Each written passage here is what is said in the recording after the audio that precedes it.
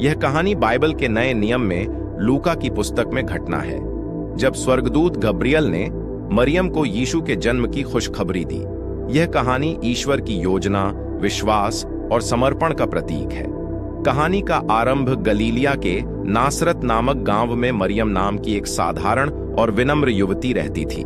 वह दाऊद के वंशज यूसुफ से विवाह के लिए मंगनी कर चुकी थी।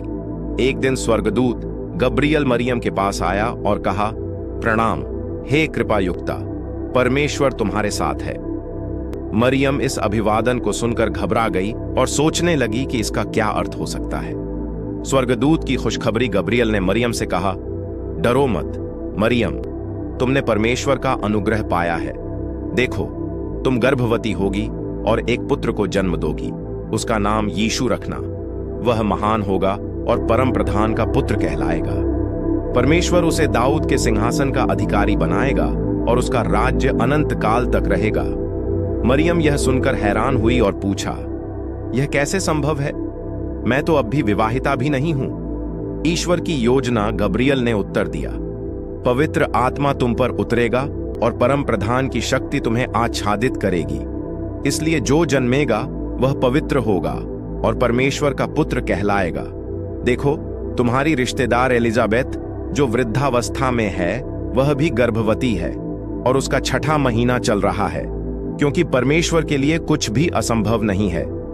मरियम का विश्वास। मरियम ने पूरे विश्वास और समर्पण के साथ उत्तर दिया, मैं प्रभु की दासी हूं, जैसा आपने कहा है वैसा ही मेरे साथ हो। इस उत्तर के साथ गब्रियल स्वर्ग लौट गया। कहानी की प्रेरणा। मरियम की कहानी हमें सिखाती है कि जब हम ईश्वर की योजनाओं को अपने जीवन में स्वीकार करते हैं तो हम बड़ी से बड़ी चुनौतियों का सामना कर सकते हैं।